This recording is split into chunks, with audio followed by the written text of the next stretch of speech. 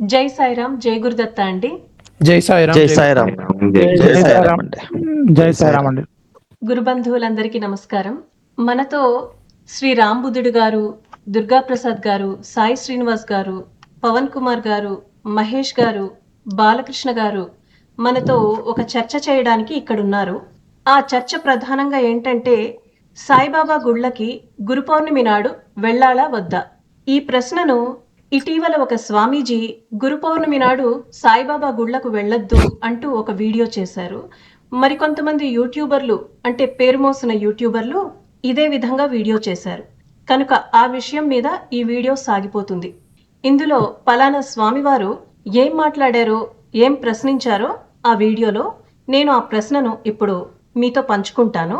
మీరు మీ భావాలని ఇక్కడ షేర్ చేయండి. ముందుగా పలానా స్వామివారు ఒక స్టేట్మెంట్ ఇచ్చారు. ఆ స్టేట్మెంట్ చాలా కాంట్రవర్షియల్ గా ఉంది, కాంట్రడిక్టరీగా కూడా ఉంది. అదేంటంటే సాయిబాబాను ఒక గురువుగా మనం అనలేము, కానీ ఆయన ఒక అవధూత, ఆయన యోగత్వాన్ని పొందిన ఒక సాధువుగా, ఒక సిద్ధుడిగా మనం చూద్దాం అంటారు.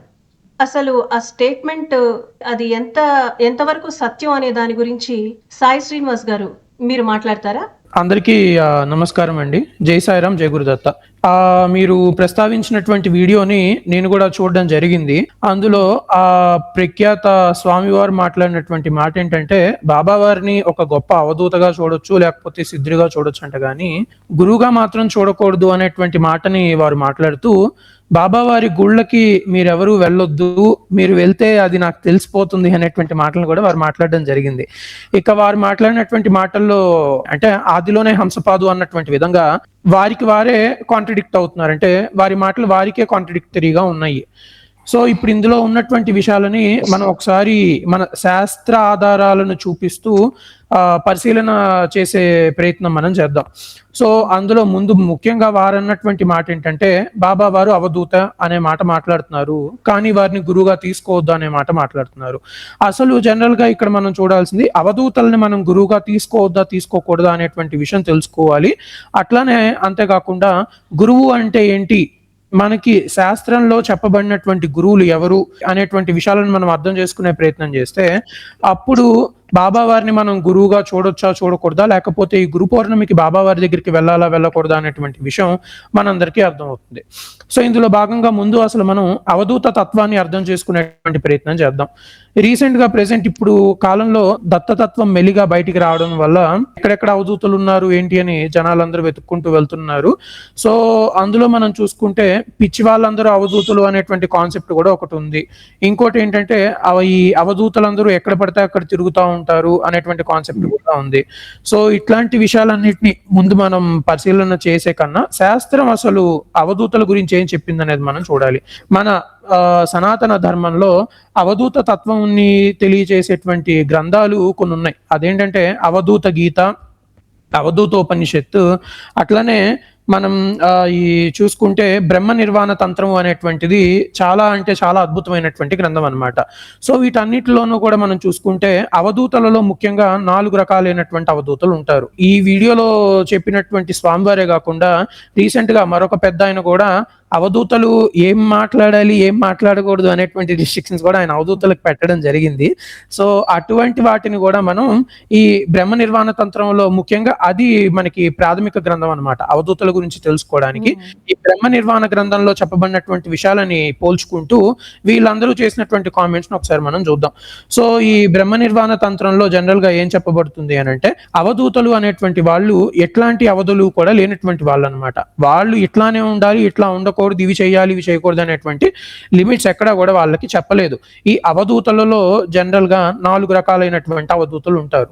అయితే అందులో మొదటి 3 దశల్లో ఉండేటువంటి అవధూతలు సాధక స్థితిలో ఉండేటువంటి అవధూతలు. 4వ స్థితిలో ఉండేటువంటి అవధూత ఇక అన్ని స్థితులని దాటిపోయి నిరంతరం పరబ్రహ్మ, తాను పరబ్రహ్మగా ఉండేటువంటి స్థితిని అనుభవించేటువంటి స్థితిలో ఉండేటువంటి వాడు 4వ స్థితిలో ఉండేటువంటి అవధూత. ఓకే, సో అయితే ఇందులో మనకి ముఖ్యంగా ఈ బ్రహ్మ నిర్వాణ తంత్రంలో చెప్పబడినటువంటి అవధూతలు 4 రకాలుగా ఉంటారని అనుకున్నాం కదా. వారెవరంటే కులావధూత, వీరావధూత, శైవావధూత, బ్రహ్మావధూత. ఇందులో ముందున్నటువంటి 3 స్థితులలో ఉన్నటువంటి వీళ్ళు జనరల్ గా ఏంటంటే ఈ మూడు కూడా సాధక స్థితులలో ఉండేటువంటి అవధూతలు అన్నమాట. ఈ కులావధూత అనేటువంటి దానికి సంబంధించినటువంటి వాళ్ళు కుండలిని సాధనకి సంబంధించినటువంటి చేసేటువంటి ప్రక్రియల్లో వారు ఎప్పుడు ఉంటూ ఉంటారు. అయితే చాలా మందికి ఉండేటువంటి డౌట్స్ ఏంటంటే ఈ అవధూతలు గృహస్థాశ్రమంలో ఉండొచ్చా ఉండకూడదా అనేటువంటి ప్రశ్న కూడా ఉంటుంది. ఈ కులావధూత అనేటువంటి కోవకి చెందినటువంటి అవధూతలు గృహస్థాశ్రమ ధర్మంలో కూడా వాళ్ళు ఉండగలరు. గృహస్థాశ్రమ ధర్మంలో ఉంటూ కూడా కుండలిని సాధన చేసుకుంటూ కూడా ఉంటారనమాట. ఆ తర్వాత ఈ వీరావధూత అనేటువంటి వారు ఏంటంటే నిరంతరం భూమిపైన సంచరిస్తూ ఉంటారు. వారు ఈ కాషాయం కట్టుకొని సన్యాసిగా కూడా ఉండొచ్చు, లేదు అనుకుంటే వారు దిగంబరం కూడా ఉండొచ్చు. ఇక శైవావధూతలు, మనం మాల పిచ్చమ్మ ఇట్లాంటి వాళ్ళని చూస్తాం కదా, ఈ మాల పిచ్చమ్మ ఇట్లాంటి వాళ్ళు జనరల్ గా ఏంటంటే శైవావధూత కోవస్థితిలో ఉంటారు. వీరేంటంటే పాడుబడిపోయినటువంటి బంగళాలు, ముఖ్యంగా అయితే శ్మశానాలు, ఇట్లాంటి ప్లేసెస్ లో వీళ్ళు ఉంటారు. ఇక అసలు ఇవేవి కాకుండా అన్నిటికన్నా ఉన్నటువంటి స్థితి బ్రహ్మావధూత స్థితి.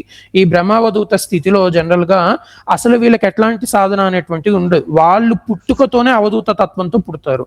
దీనికి ఉదాహరణ జనరల్ గా మనం సాయి సచరిత్రలో మనం చూసుకుంటే బాబా వారు ఒక చోట అంటారు, నేను పుట్టినప్పుడు నా తల్లి నన్ను చూసి నవ్వింది, నేను పుట్టాను అన్న ఆనందంతో.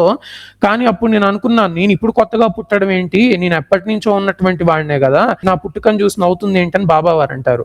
అక్కడ అట్లాంటి వాళ్ళని, అంటే ఈ తత్వం ఏదైతే ఉందో పుట్టుకతోనే బ్రహ్మజ్ఞానంతో పుట్టినటువంటి వాడు బ్రహ్మావధూత అవుతాడు. అంటే ఈ అవధూతల్లో కూడా ఎట్లా ఉంటుంది అని అంటే స్థితులు అనేటువంటివి జనరల్ గా ఈ సుషుమ్న, జాగృతి, స్వప్న ఇట్లాంటి అవస్థలన్నింటినీ దాటిపోతే తుర్యం అనేటువంటి ఒక స్థితి ఉంటుంది. అవధూతలందరూ జనరల్ గా ఇట్లాంటి స్థితిలో ఉంటారు. కానీ ఈ బ్రహ్మావధూతలు నిరంతరం తుర్యానికి అతీతంగా ఉండేటువంటి స్థితిలో ఉంటారు.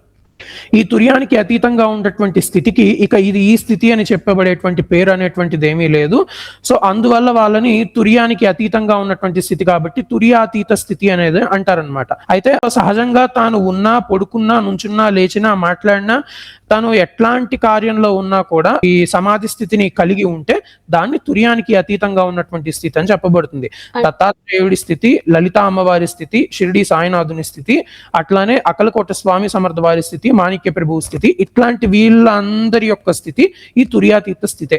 ఈ తుర్యాతీత స్థితిలో ఉన్నటువంటి అవధూత నిరంతరం తను మనతో ఉన్నట్టు మాట్లాడుతున్నట్టుగానే ఉంటాడు, నార్మల్ గానే ఉంటాడు, మనతోనే అన్ని పనులు చేస్తున్నట్టు కనబడుతూ ఉంటాడు. తనకు ఎట్లాంటి సాధన ఉండదు, తనకు ఒక కులం ఉండదు, ఒక మతం ఉండదు, ఎట్లాంటివి నియమాలు కూడా ఏమీ ఉండవు. యాక్చువల్లీ నిశ్చల పరబ్రహ్మ ఏ స్థితిలో అయితే ఉంటుందో ఆ నిశ్చల పరబ్రహ్మ నుంచి ప్రకృతి తనను తాను వ్యక్తం చేసుకునేటువంటి స్థితి అన్నమాట అది.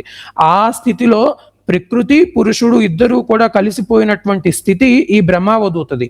ఆ బ్రహ్మావధూత తుర్యాతీత స్థితిలో ఉన్నప్పుడు తను ఏ పని చేసినా కూడా సమాధి స్థితిలోనే ఉంటాడనమాట. ఇప్పుడు బాబా వారిని చూసామనుకోండి, ఆయన మనతో మాట్లాడుతూనే ఉంటారు, కానీ ఆయన ఎక్కడెక్కడో జరిగిన పనులన్నీ ఏంటి అన్ని చెప్తానే ఉంటారనమాట. అంటే ఫర్ ఎగ్జాంపుల్ మీరు సాయి సచరిత్రలో ఉన్నటువంటి వేరు విషయాలను మీరు తీసుకుంటే, ఆయన దగ్గరికి భక్తులు వచ్చినప్పుడు ఈయన ముందు బాబా వారు కూర్చొని ఎక్కడో జరిగింది ఇంకోటి ఏదో విషయం మాట్లాడతారు, కానీ ఈయన బాడీతో చూసుకుంటే ఇక్కడున్నాడు. ఆయన ఏ సాధన చేసి సమాధి స్థితిలోకో లేకపోతే కళ్ళు మూసుకొని ఏదో ఎక్కడో జరుగుతుందని చూడడము అట్లాంటివేవి ఉండవన్నమాట. ఆయన సహజంగానే మనతో మాట్లాడుతున్నట్టుగానే ఎవరైనా సరే భక్తుడు బాబావారి ముందుకు వచ్చి కూర్చున్నప్పుడు ఈయన మనతో మాట్లాడుతూనే ఉంటారు. నాన్న అక్కడి నుంచి వస్తున్నాడు, నాన్న ఇప్పుడే ఇంటి దగ్గర నుంచి స్టార్ట్ అయ్యాడని చూసినట్టుగా చెప్తారనమాట. అంటే ఇట్లాంటిదంట జనరల్ గా అసలు ఎట్లా సాధ్యం? ఆయన ఎట్లాంటి సమాధి స్థితిలోకి వెళ్ళడం కానీ లేకపోతే వేరే వాళ్ళ ఏదైనా సరే అంటే ఎదురుగా అంజనం లాంటివి పెట్టుకొని చూడడం కానీ ఇట్లాంటివి జనరల్ గా ఆయన ఎప్పుడు చేయలేదే. కానీ ఇట్లాంటివి చేయకుండా ఆయన చెప్పగలుగుతున్నారు ఇట్లాంటివి అన్ని అంటేనే మనం ఇక్కడ ఆయన స్థితిని మనం అర్థం చేసుకోవచ్చు. అదేంటంటే బ్రహ్మావధూత స్థితి. ఈ బ్రహ్మావధూత స్థితి ఇదే తుర్యాతీత స్థితి. ఇందులో భాగంగానే బాబావారు నిరంతరం కూడా ఆ పరబ్రహ్మ స్థితిలోనే ఉంటూ ఉంటారనమాట. అందువల్ల ఈ అవధూత స్థితులలో అత్యున్నతమైనటువంటి స్థితి బాబావారిది అని సాయి సచరిత్రలో ఉన్నటువంటి వేరు ఉదాహరణల ద్వారా మనకు అర్థమవుతుంది కదా. సో ముందు మనం సాయి సచరిత్రలో చూస్తే బాబావారి దగ్గరికి రాధాబాయి దేశ్ముఖ్ అనేటువంటి ఒక ఆవిడ వచ్చి, నాకు నువ్వు మంత్రం ఇస్తే గానీ నేను ఇక్కడి నుంచి కదలని చెప్పి 3 రోజులు ఏమీ తినకుండా భీష్మించి కూర్చొని ఉంటుంది. అట్లా భీష్మించి కూర్చొని ఉన్నప్పుడు బాబావారు ఏమంటారు అని అంటే, తన యొక్క గురుసేవా వృత్తాంతాన్ని చెప్తూ అసలు తన యొక్క సాంప్రదాయం ఏంటిది అనేటువంటిది బాబావారు అక్కడ వ్యక్తపరచడం జరుగుతుంది. అందులో భాగంగా బాబావారు ఏమంటారంటే, నా గురువు నాకు ఎప్పుడు నా చెవిలో ఎట్లాంటి మంత్రము ఊదలేదు, అట్లాంటిది నేను నీకు ఏమాత్రం మంత్రాలు ఇట్లాంటివన్నీ ఇవ్వమంటావు, నేను ప్యూర్గా చేసుకున్నది ఏంటంటే గురుసేవ. నా యందు గురువు యొక్క దృష్టి పడింది, నా యొక్క గురువు యొక్క దృష్టి నా పైన పడడం వల్లనే నేను ఈ రోజు ఈ స్థితికి వచ్చాను అనేటువంటి విషయాన్ని బాబా వారు చాలా స్పష్టంగా చెప్తారు.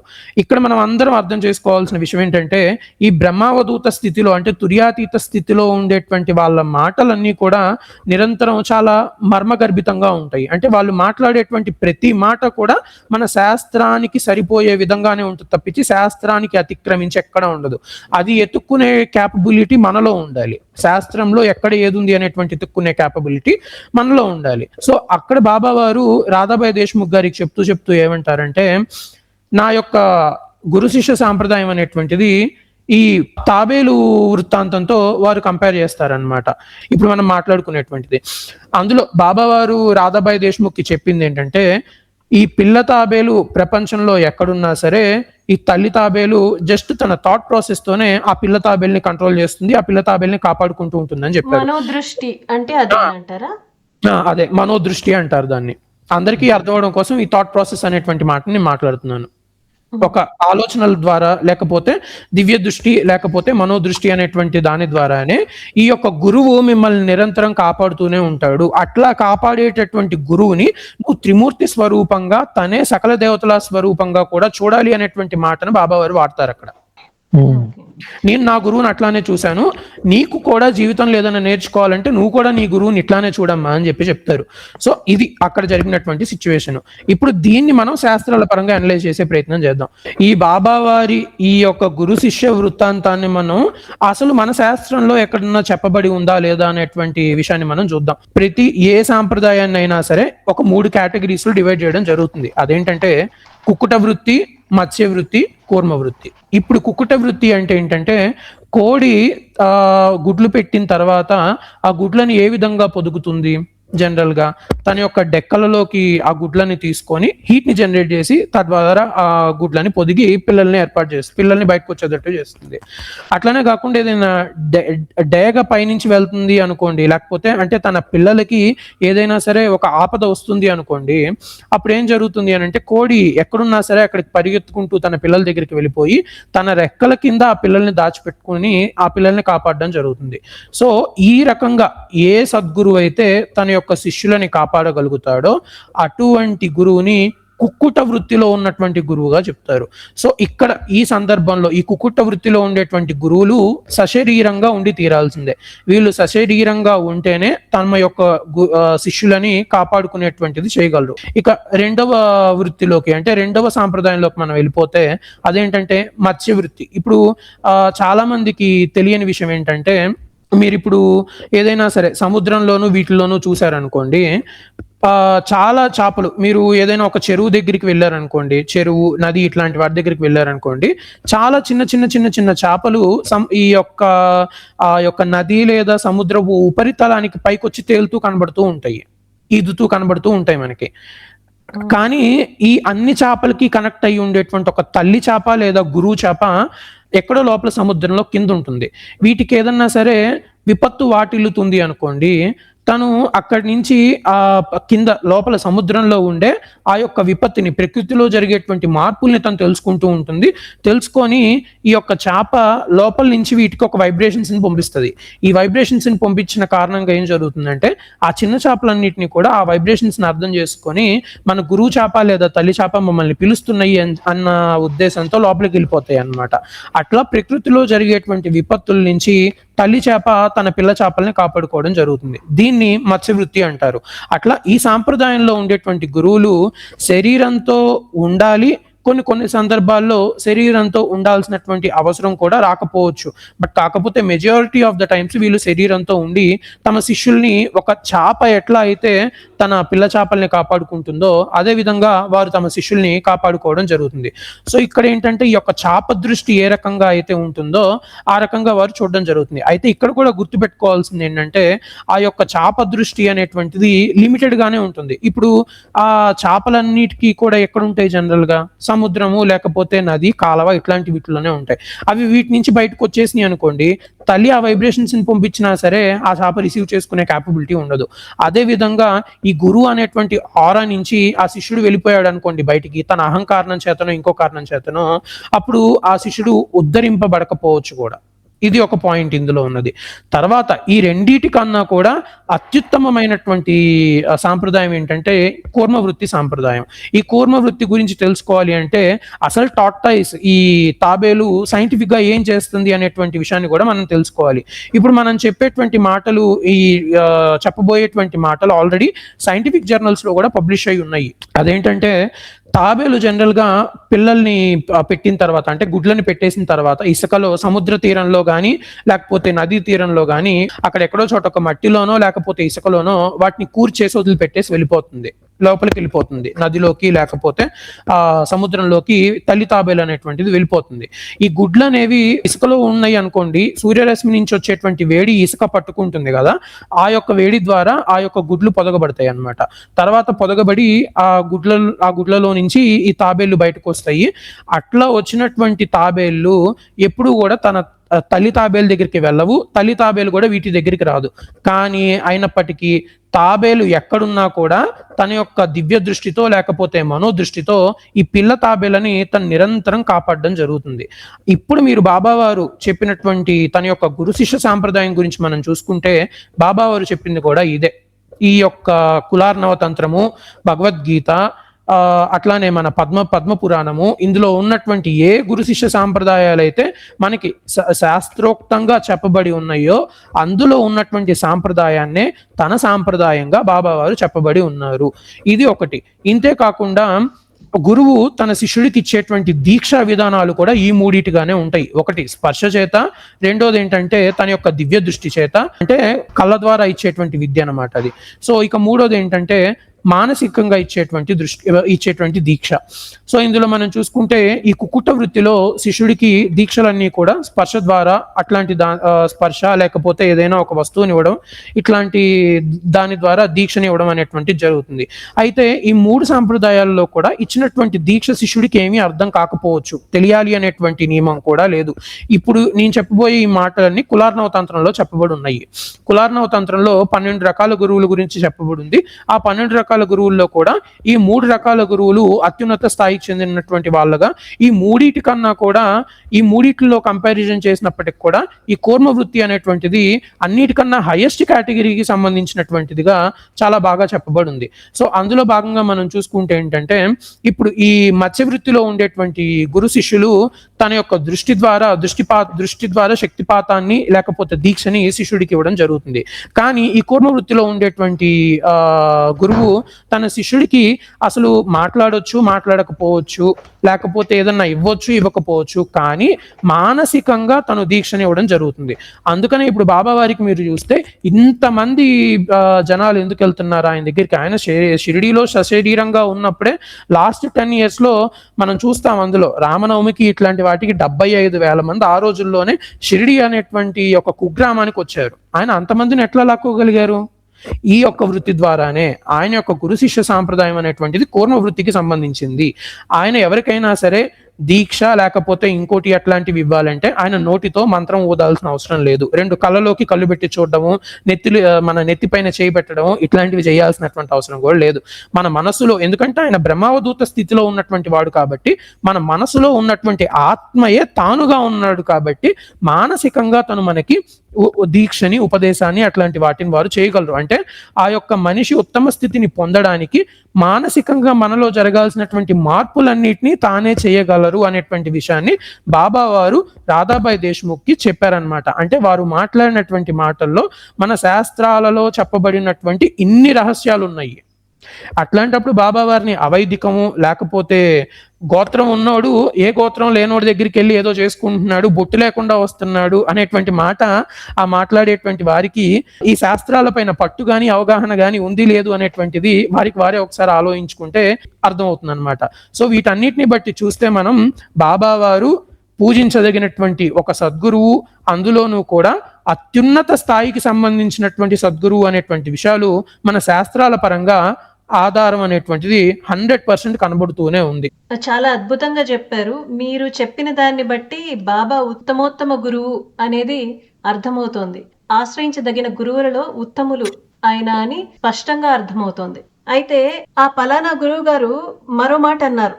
అదేంటంటే, గురువారం వచ్చిందంటే సాయిబాబా స్టేటస్ ఎందుకు పెడతారు, దత్తాత్రేయుడు ఏం పాపం చేశాడు, దక్షిణామూర్తి ఏం పాపం చేశాడు, సాయిబాబాని ఎందుకు ప్రమోట్ చేస్తున్నారు, దత్తాత్రేయుడిని ఎందుకు తుంగలో దొక్కుతున్నారు, మీ మనవళ్ళు కొడుకులు మీ స్టేటస్లు చూసి సాయిబాబాని ప్రమాణం అనుకోడా అంటూ కొన్ని వ్యాఖ్యానాలు చేశారు. దుర్గాప్రసాద్ గారు, మీరు మాట్లాడతారా ఈ విషయం? మాట్లాడతానండి. మీకు ఆరోగ్యం బాగుందా ఇప్పుడు? పర్వాలేదండి, ప్రస్తుతానికి బాగానే ఉంది. ఓకే.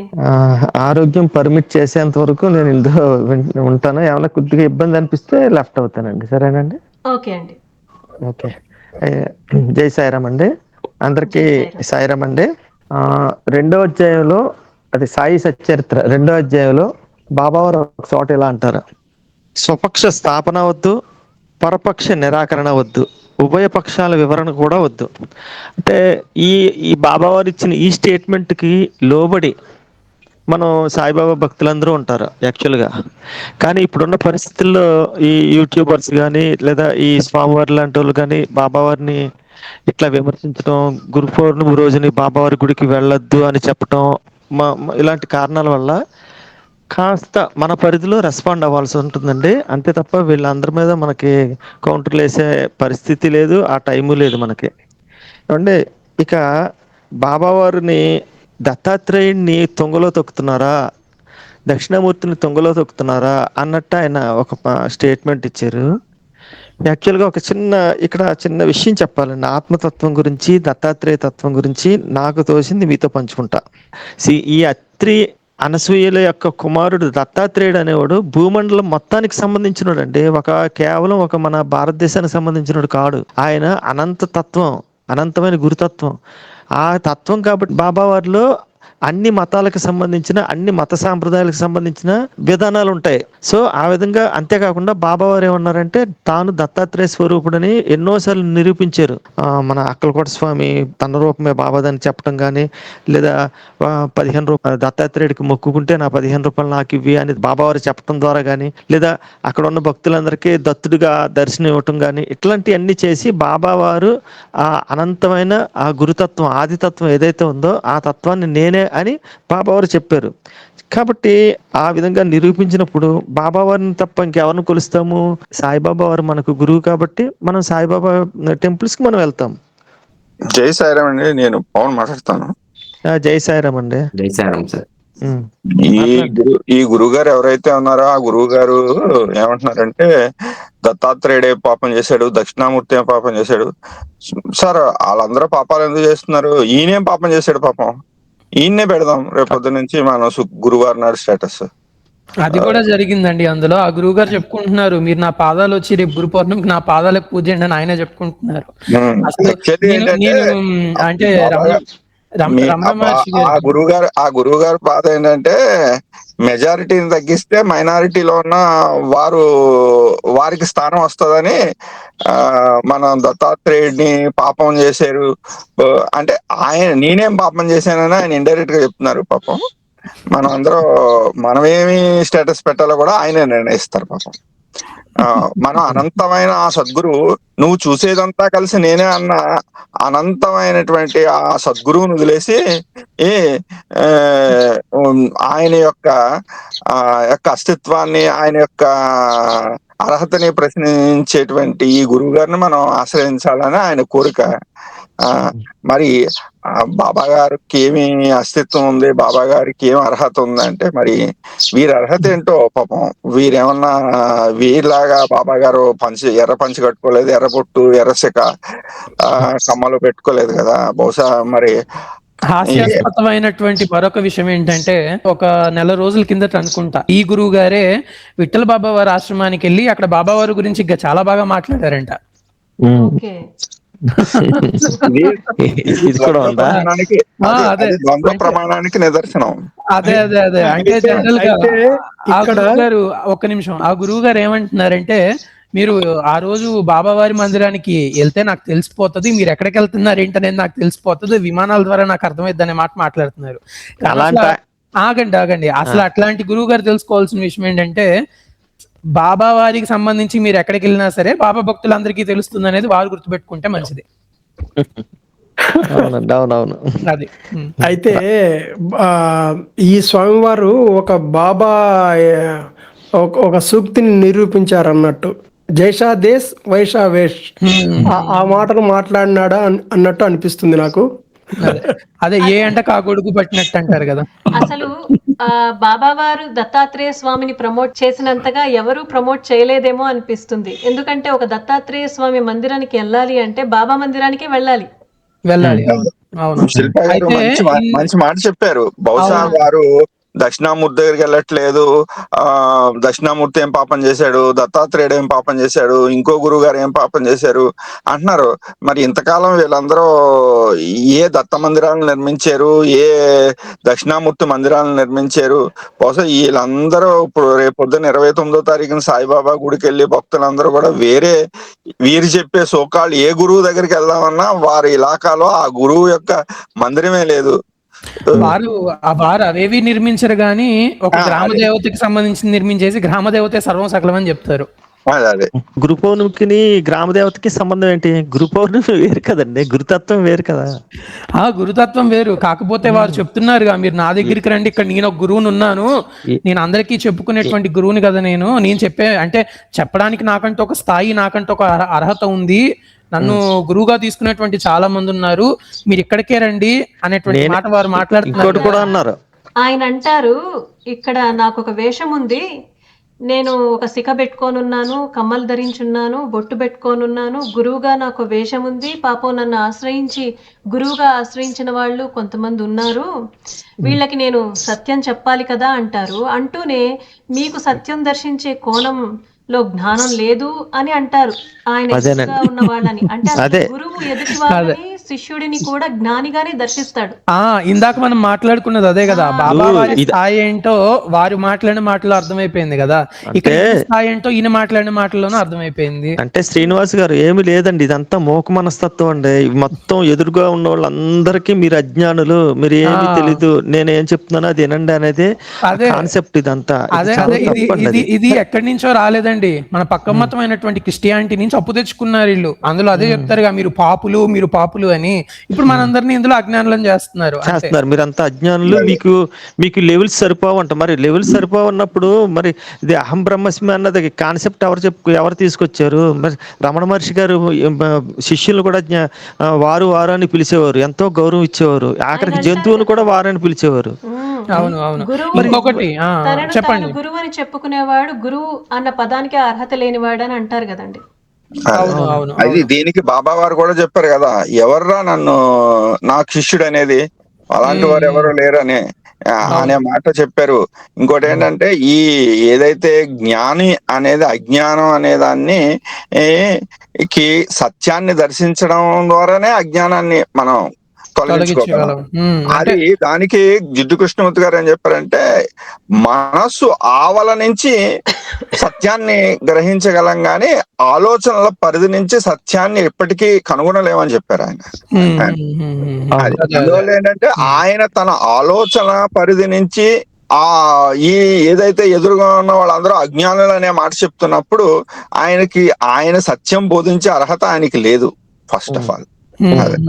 అయితే ఇక్కడ మనకు బాబా జీవిత కాలంలో బాబా ఇప్పుడంటే మనకు బాబా చరిత్ర వచ్చింది, గురువు, ఈ విధంగా మనం సాయి సచ్చరిత్రను ప్రామాణికంగా తీసుకుంటున్నాము. అయితే సాయి భక్తులు ప్రతి ఒక్కరూ ఎవరైనా సరే గురుచరిత్రను కూడా సమానంగా, సాయి సచ్చరిత్రతో పాటు గురుచరిత్రను కూడా సమానంగా ఇది చేసి దాన్ని చదువుతూ ఉంటాం, పారాయణ చేస్తూ ఉంటాము. ఇదే విషయాన్ని బాబా వారు తన జీవిత కాలంలో గురుచరిత్రను చదవమని చెప్పి ఎందరో భక్తులను ప్రోత్సహించారు.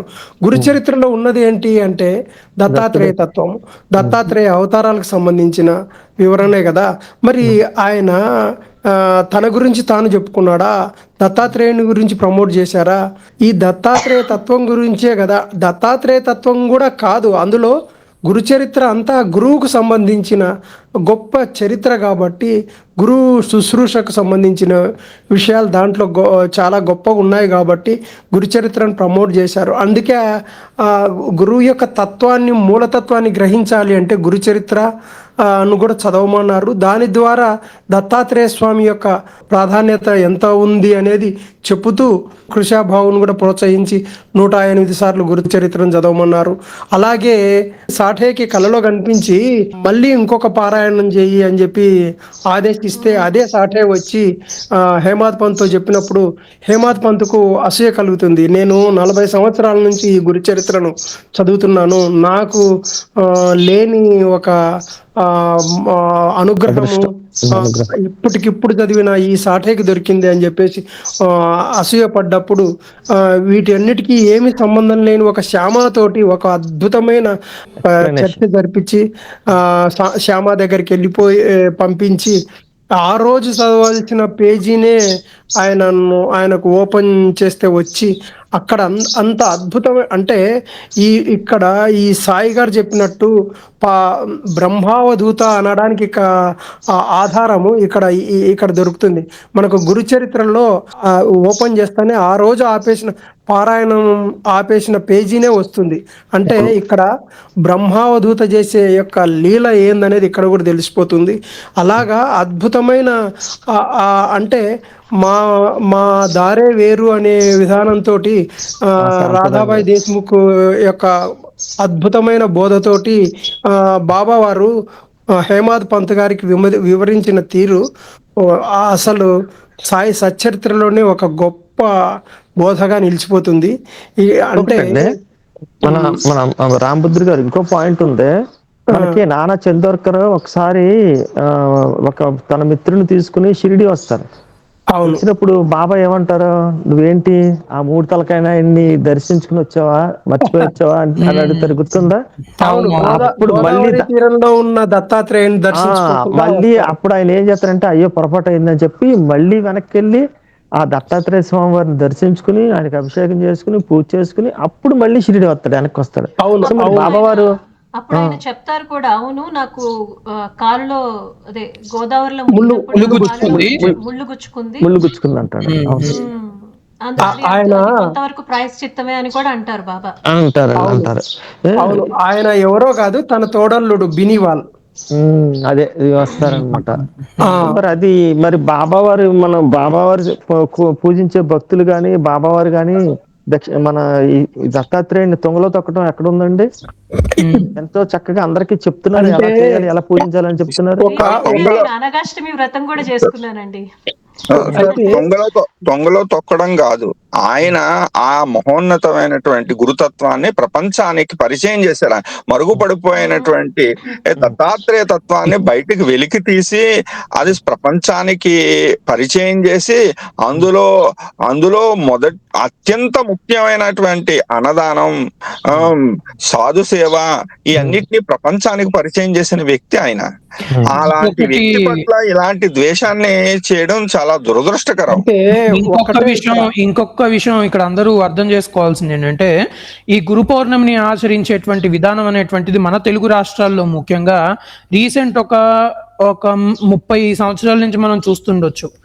అంతకు ముందు మీరు చూసుకున్నారనుకోండి, ఏవో ఒక సామాజిక వర్గం ప్రజలు మాత్రమే ఆ గురు పౌర్ణమిని వారి వారి ఇళ్లలో చేసుకోవడం జరిగేది. సామూహికంగా గురు శిష్య పరంపరలో ఉన్నవాళ్ళు. అవునండి, అది అవునండి. కూడా ఏదో సాంప్రదాయంలో ఉన్న వాళ్ళు తప్పించి, ఇప్పుడు మీరు చూసుకుంటే అంటే ఎవరు ఒప్పుకున్నా ఒప్పుకోకపోయినా దత్తాత్రేయ అవతారమైనటువంటి షిరిడి సాయినాథుడి వల్లనే మళ్ళీ గురు పౌర్ణమికి పునర్వైభవం అనేటువంటిది వచ్చింది. అసలు బాబావారు లేకపోతే గురు పౌర్ణమి లేదు అనేటువంటి స్థితికి వచ్చింది. ఒక టైంలో బాబావారి యొక్క జన్మదినం అనుకున్న సందర్భాలు కూడా ఉన్నాయి చాలా మంది. అంతలా ఆయన తీసుకెళ్లారు అని అంటేనే ఆ గురు తత్వానికి వారు ఎంత ప్రయారిటీ ఇచ్చారనేటువంటిది అర్థమైంది. ఇంకొకటి, బాబా వారు ఆయన నోటి నుంచి చెప్పినటువంటి ఒకానొక పండగ గురు పౌర్ణమి మాత్రమే. షిరిడీలో శ్రీరామనవమి అవ్వచ్చు, ఉరుసుత్సవం అవ్వచ్చు, లేకపోతే మరే ఇతర పండగ అయినా అవ్వచ్చు, వేరే భక్తులు వచ్చి బాబా వారిని అడిగితే దాన్ని ఆయన చేసుకునేందుకు సపోర్ట్ చేశారు అక్కడ. అంతే తప్పించి ఆయన నోటి నుంచి మీరు ఈ రోజు ఇది జరుపుకోండి ఈ పూజకి అంటే అక్కడ ఉన్నటువంటి ఆ స్తంభాన్ని పూజించండి అనేటువంటి మాట బాబావారు చెప్పి మీరు ఈ పూజ చేసుకోండి అని చెప్పింది ఒక గురు పౌర్ణమి నాడే. అప్పుడు అక్కడ ఉన్నటువంటి భక్తులు ఈ రోజు ఈయన ఎందుకు ఇంత స్పెషల్ గా ఎప్పుడు చెప్పినోడు పూజ చేసుకోండి అని చెప్తున్నాడు అని చెప్పి పంచాంగం తెప్పించి వాళ్ళు చూస్తే అందులో అరే ఈ రోజు ఆషాఢ పౌర్ణమి గురు పౌర్ణమి అని చెప్పి వారప్పుడే తెలుసుకొని బాబావారికి పూజ చేయడం స్టార్ట్ చేస్తారు. అట్లా షిరిడీలో గురు పౌర్ణమి స్టార్ట్ అయింది. కాబట్టి ఒక సద్గురువు నోటి నుంచి వచ్చింది గురు పౌర్ణమే, బాబావారి నోటి నుంచి వచ్చింది గురు పౌర్ణమి. అయితే ఇక్కడ ఈ ఈ ఈ ఈ యొక్క స్వామివారు నేను గురువును నేను గురువును అని ఏదైతే ఇది చేస్తారో అక్కడ బాబావారు చెప్పేటప్పుడు ఏం చెప్పారంటే మూలానికి అంటే తత్వానికి మూలమైన విషయాన్నే మీరు పూజించండి అని ఒక సంజ్ఞాపరంగా స్తంభాన్ని పూజించమని చెప్తారు. తనను పూజించమని ఆయన ఎప్పుడు చెప్పలేదు. ఆ స్తంభాన్ని పూజించుకోండి అంటారు. స్తంభం యొక్క సంకేతం ఏంటి అని అంటే తత్వానికి మూలము, మన సనాతన తత్వానికి మూలం ఏంది? గురువే. ఆ గురువును పూజించుకోవాలి అంటే ఒక బాబాను పూజించమని లేకపోతే ఇంకొక అంటే ఎవరికి వారు తమ గురువును పూజించమని ఇది చెప్పినట్టు. అంటే ఎవరికి వారు అంటే ఎక్కడికక్కడ కుల గురువులు ఉంటారు, రకరకాల బోధ గురువులు, ఇప్పుడు అది ఎవరి ఇదిని బట్టి అవధూతల్ని ఆశ్రయించిన వాళ్ళు, ఎంతో మంది సిద్ధపురుషుల్ని ఆశ్రయించి ఎవరి గురువుల్ని వారు సేవించుకోమని అక్కడ ఎవరి గురువుల్ని ఎవరి స్థాయిలో వాళ్ళు ఆ గురువును పూజించుకోవడం మర్యాద. అది ఒక బాబా గురించే చెప్పడం కాదు. ఈ రోజు ఇక్కడ కోటాను కోట్ల సాయి భక్తులు ఉన్నారు కాబట్టి ఆబ్వియస్లీ అందరూ సాయిబాబా గుళ్ళకే వెళ్తారు, ఎందుకంటే వాళ్ళ గురువు సాయిబాబా కాబట్టి. అవును, ఆ మందిరంలోనే బాబా మందిరంలోనే దత్తాత్రేయుని చూడగలుగుతారు కదా. మీరు ఇప్పటికీ మూలం షిరిడీలో చూసుకున్నా సరే అక్కడ కూడా దత్తస్వామికి సపరేట్ గానే ఉంటది. అవును. ఇంకొక విషయం ఏంటంటే ఏదో గురు శిష్య పరంపరలోనో పూర్ణ సాధనలోనో ఉన్న వాళ్ళు చేసుకునే ఈ గురు పౌర్ణమిని ప్రతి సామాన్య వ్యక్తి నీ గురువుని నువ్వు గుర్తించు, ఈనాడు నువ్వు ప్రత్యేకించి నీ గురువుని పూజించు అని చెప్పిన బాబా వారిని వీళ్ళు ఇలా మాట్లాడుతున్నారు. ఇంకొకటి అండి శిల్పా గారు, ఇంకో విషయం ఉంది. ఇప్పుడు శ్రీనివాస్ గారు చెప్పినట్టు ఇంకా కొంతకాలం క్రితం ఎలా ఉండేదంటే కొన్ని అగ్రవర్ణాలు ఏదో వారి యొక్క గురువుని చిన్న పీఠం పెట్టుకుని ఆ గదిలో వాళ్ళు పూజ చేసుకోవటం ఉండేది, అంతే, బయటికి తెలిసేది కాదు.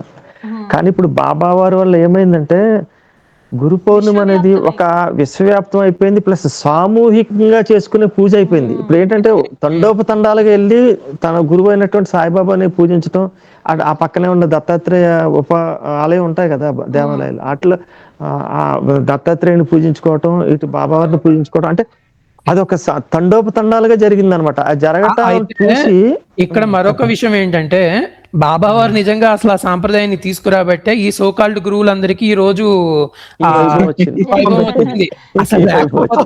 అసలు లేకపోతే నిజంగా ఇక్కడ ఉన్నటువంటి వాళ్ళు అంటే మన ఈ ప్రజలందరికీ గురువు అనేటువంటి వాడు మనకు ఒక అవసరము, వాడు ఇట్లా ఉంటాడు ఎట్లా ఉంటాడని ఎవరికి తెలుసండి.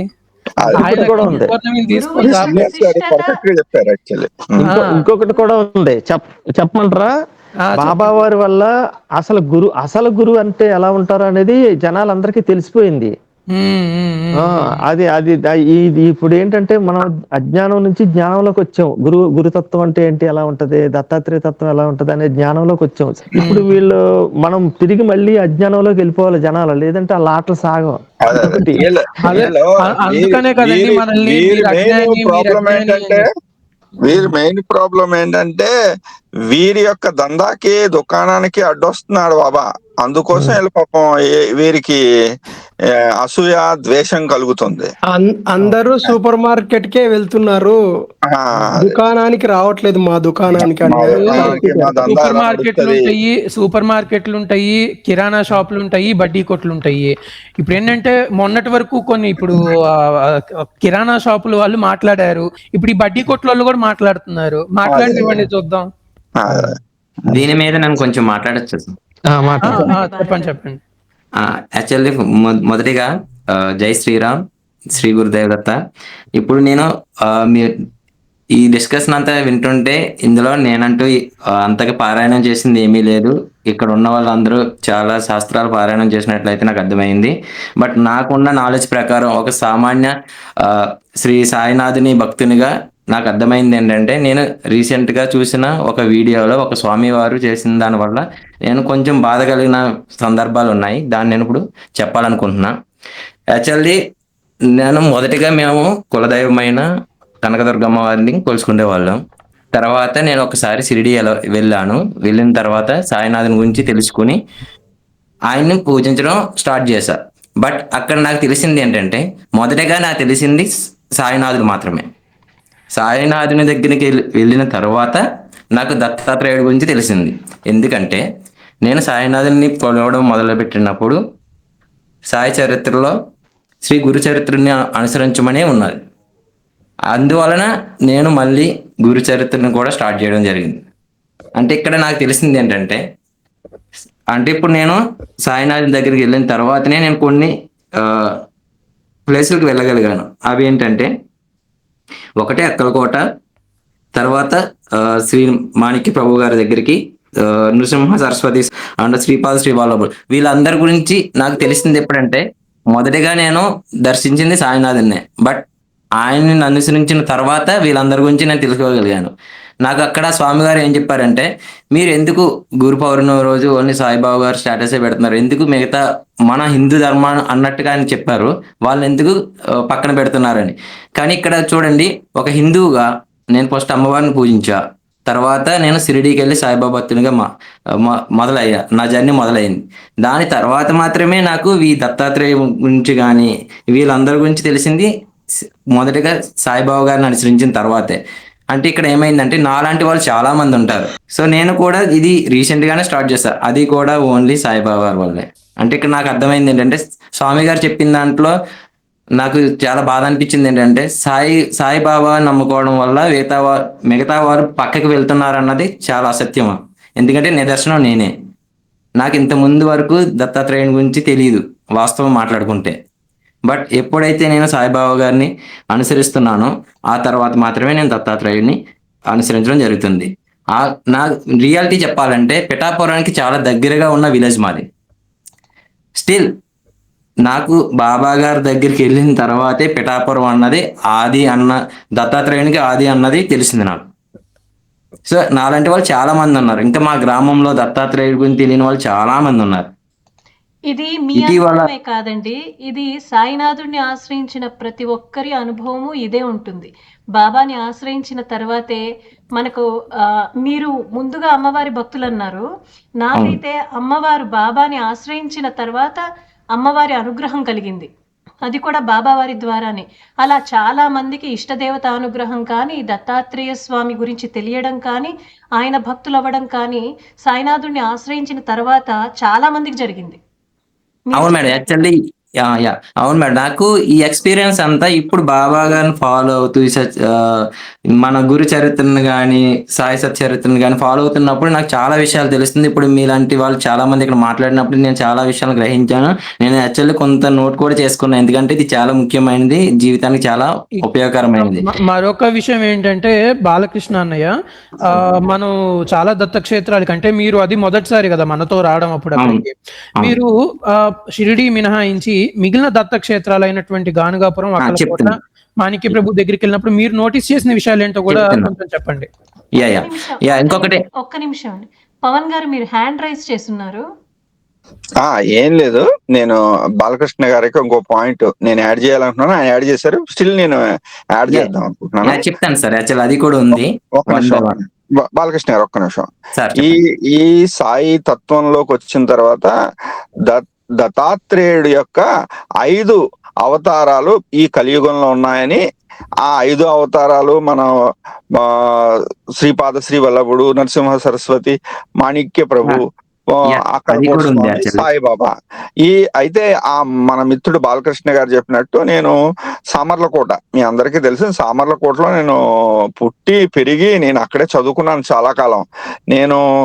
నేను ఎప్పుడు వెళ్ళాను పిఠాపురం అంటే, పిఠాపురం అంటే సాయి తత్వంలోకి వచ్చి సాయిని తెలుసుకున్న తర్వాత పిఠాపురం అనేది ఒకటి ఉంది అని, అప్పుడు మా తాతగారు కూడా చాలా భక్తుడు, ఆయన నేను కలిసి వెతుక్కుంటూ వెళ్ళాం మేము. అయితే ఇక్కడ ఒక పాయింట్ యాడ్ చేస్తానండి. అసలు మన తెలుగు వాళ్ళ దౌర్భాగ్యం ఏంటో తెలుసా? అదే మీరు ఆ పాయింట్ కూడా నేను యాడ్ చేయబోతున్నాను. ఏంటంటే మన తెలుగు వారి దౌర్భాగ్యం ఏంటంటే, ఇంత ప్రాశస్యం ఉన్న ఈ రోజు వీళ్ళందరూ చొక్కాలు చుంచుకుంటున్నారు కదా, దత్తాత్రేయుడిని మరిచిపోయారా, ఆయన ఏం పాపం చేశాడు, మరి ఏం పాపం చేశాడని ఈ శ్రీపాద శ్రీ వల్లభుడిని ఒక మరాఠీకి చెందినటువంటి ఎవరైతే ఈ ఎంబే స్వామి గారు మనకు వెలికి తీసి మన ప్రపంచానికి చాటి చెప్పారు. అప్పుడు కూడా మన తెలుగు వాళ్ళు దౌర్భాగ్యం అంటే, చాటి చెప్పిన తర్వాత కూడా మన తెలుగు వాళ్ళు ఎవరో అటువైపు తొంగి చూడలేదు. మహారాష్ట్ర నుంచి వచ్చిన భక్తులతో పోలిస్తే ఎవరు తెలుగువారు పెద్దగా వచ్చిన పరిస్థితి కనపడలేదు. ఆ తర్వాత కాలంలో ఇంకా దౌర్భాగ్యకరమైన విషయం ఏంటంటే, ఎవరైతే ఈ టెంబే స్వామి వారు ఉన్నారో, ఈ టెంబే స్వామి వారు మన రాజమండ్రిలో వేయించేసి ఉన్నారు ఈ చాతుర్మాస వ్రతం కోసం. ఆ చాతుర్మాస వ్రతం చేస్తున్నప్పుడు ఆయన దగ్గర ఉన్నటువంటి దత్తాత్రేయ విగ్రహాన్ని నాలాంటి వాడు అసూయతో గోదావరిలో ఏంటి అత్తమాను ఇదే విగ్రహంతో పట్టుకుంటుని తిరుగుతున్నాడు, దీనికి ఏం ప్రాశస్యం ఉందని చెప్పి దాన్ని తీసుకెళ్లి గోదావరిలో నిమజ్జనం చేస్తే, ఆయన దత్తా అనే ఆర్తితో అర్జిస్తే ఆ విగ్రహం ఆయన దగ్గరికి చేరింది.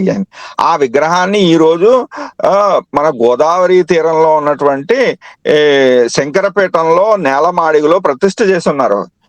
మనం రేపు గోదావరి పుష్కరాలు వస్తే లక్షల మంది ఈ తెలుగు రాష్ట్రాల నుంచి తండోపతండాలుగా ఆ రోడ్డమ్మట స్నానాలు చేసి జయధ్వానాలు చేసి వెళ్ళిపోతారు కదా. మరి ఆ గురువు గారు ఏం పాపం చేశాడని నేను కూడా అడుగుతున్నాను. ఆ గురువు గారిని ఒక్కసారన్నా దర్శనం చేశారా? ఇందులో 10% మంది అయినా సరే ప్రజలు ఈ గురువులు ఎవరైనా చేశారా అని అడుగుతున్నాను నేను. మళ్ళీ ఇంకో విషయం ఏంటంటే, బాబావారి భక్తులందరికీ ఈ విషయం తెలుసండి.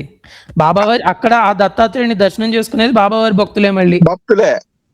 అంతే తప్ప కుహానా గురువులు, కుహానా మేధావులు ఎవ్వరూ చేయరు.